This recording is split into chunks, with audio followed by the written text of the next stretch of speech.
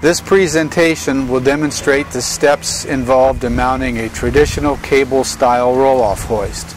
Instructions will be an overview only and not intended to cover all models and options. Please refer to the GalFab hoist layout video on our website to properly lay out your hoist and components. Make certain all chassis obstacles have been addressed as well, such as fuel tanks, battery boxes, exhaust systems, and air dryers. Charts, drawings, and written instructions are available for reference and guidance. Hoist mounting. Inspect the vehicle. Make sure all of the lights work. Look for any damage to the vehicle inside and out. Look for obvious obstacles for mounting: long fuel tanks, exhaust systems, battery boxes, air dryers, DEF systems, etc. Any damage or issues will need to be reported and resolved immediately. Lay out the chassis. Please refer to the layout video on GalFab's website. That video will be a great guide for your layout process. Mark the frame cutoff line, rear hinge center line, upper and lower lift bracket center lines, front of the hoist, and a lift axle center line if applicable. Dimensions to locate these items vary with different models. The correct dimensions for your specific model are available from charts. The factory or the mounting section in the manual can supply these for you. If a lift axle is to be installed, mark its center line. The center line should be approximately 49 inches forward from the front drive axle for standard axle spread applications. Mark the front and rear of the axle frame on the truck frame to show the area the axle frame will use. Set the lift axle into position. Block or prop the axle and frame assembly up against the bottom of the truck frame and set the assembly at the intended distance forward of the front drive axle. Any excess of the recommended 48 to 50 inch distance increases the chance of the axle frame interfering with the space required for a standard lower lift bracket. Secure the axle frame to the truck frame according to the instructions provided with the axle installation instruction. From the mark for the lower lift bracket center line, measure 10 inches rearward and put a mark. If there is a lift axle, this mark cannot go beyond the front of the lift axle bracket. If it does, a special bracket from the factory will be required. If there is no issue, a standard lift bracket will fit. From that mark, measure 22 inches forward for the width of the lower lift bracket and mark the truck frame. For special brackets, the 22-inch dimension will be located forward from the rear of the special bracket. Locate the valve mounting plate and the oil tank mounting brackets. Valve mounting plates vary with the number of spools in the bank. 2-spool valve plates are 11 inches wide and 5-spool plates are 15 inches wide, for example.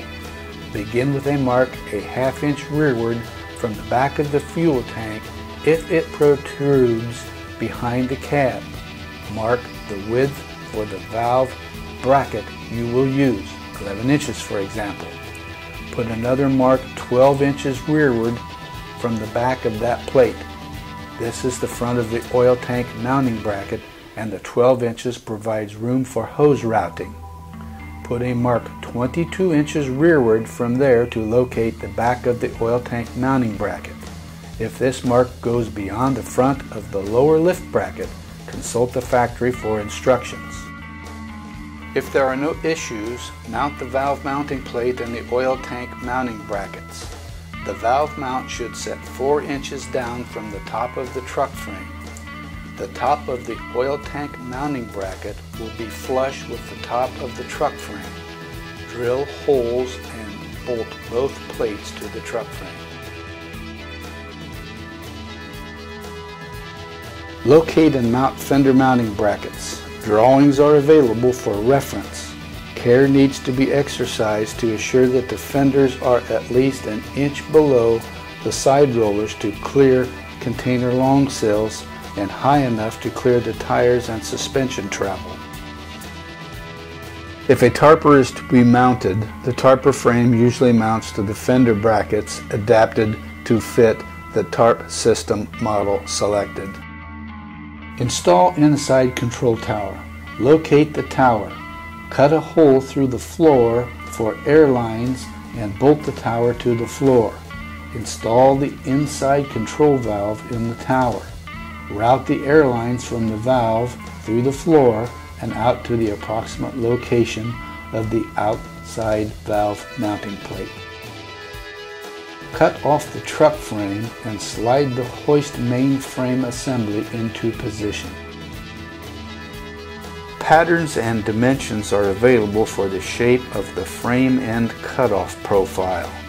Care should be exercised when moving the hoist into position, as it is a large and heavy assembly. Square the hoist frame to the truck frame and tack weld the apron to the truck frame at the rear. Mount the front hoist clamps to the truck frame per the GalFab drawings if they are available. Tack any hoist guide plates into position if applicable. If a tarper is to be mounted, set the gantry between the cab and the hoist frame. Secure according to the tarp system installation instructions provided with the tarp assembly. Balance the space between the cab and the hoist for operating clearances. Mount the lower lift bracket in the position laid out earlier. Check the center line from the upper lift bracket shaft center line to the lower lift bracket shaft center line for its final location. The plate on the top of the bracket will rest on top of the truck frame. Bolt the plate to the truck frame with a minimum of 10 5/8 inch grade 5 bolts in each bracket. Mount the outside hydraulic valve on the valve mount plate located at the front of the truck frame, usually right behind the fuel tank. Install any hard plumbing, pipes, or tubing and begin to route hoses. A plumbing diagram will identify these items and show their locations. Plumb the air lines from the inside controls to the hydraulic valve also. Weld the apron solid to the rear of the truck frame that was tacked earlier. Gussets are provided for additional support and structural integrity. Mount the rear bumper to the apron. Locate the bumper so the top of the bumper is up against the stops attached to the apron. If there is an auto fold forward bumper to be mounted, the relationship of the 3 pivot points is critical. Federal underride regulations dictate the DOT bumper is to be no more than 48 inches forward from the rearmost point on the hoist and 24 inches up from the ground. Installation drawings are available for reference. Mount the fenders to the brackets installed earlier. The fenders may be plastic or steel based on the option ordered. Locate the fenders, drill mounting holes, and mark them so they can be returned to the proper location after painting. Remove them for reinstallation later. Mount and install a hoist prop if required. Install lighting. Route all wiring harnesses along the frame and inside the bumper to get end connections to their proper locations. Connect the electrical supply ends of the harnesses to the truck power supply and light distribution wiring for brake lights, turn signals, etc. Adapters are available for plug-and-play harnesses to the truck supply. Install lift cylinders to the upper and lower lift bracket shafts. Lower lift shafts, inner spacer tubes, and anti-rotation hardware need installed. Washer type spacers are included to keep the cylinders square to the hoist frame. Plumb supply and return hoses from the lift cylinders to the hydraulic control valve. These hoses attach to T's in the center and underneath the truck frame for telescopic cylinders, clearing all drive and suspension hardware. Install the oil tank. There are two pipes that go through the two holes in the oil tank mounting brackets mounted earlier. The oil tank usually slides onto the pipes on the driver's side to be close to the outside control valve. Install the PTO and pump on the transmission if applicable. Route supply and return hoses to the pump, the oil tank, and the control valve. Place the tarp arms on the arm mounting brackets, usually attached to or part of the fender mounting brackets. Weld or secure the arms to the brackets according to the instructions provided with the tarp assembly. If there's a toolbox to be added, it goes on the other side of the hoist, on the other ends of the tubes that the oil tank mounts on. Fill the oil tank with the proper grade of hydraulic oil. A gauge is on the side of the tank to reflect the correct oil level. As you cycle the hoist, unwanted air escapes and all hydraulic lines are filled.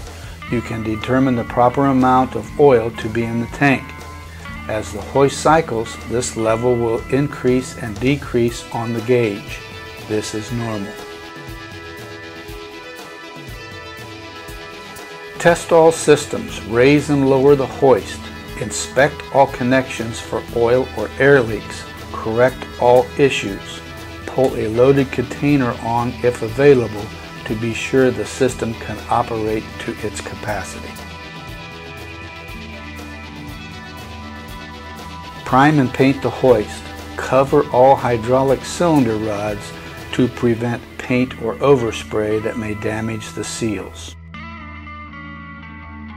Reinstall fenders. Install lights. Test light system to be sure all lights work as they should. Add all safety decals. Make sure the manual is in the cab.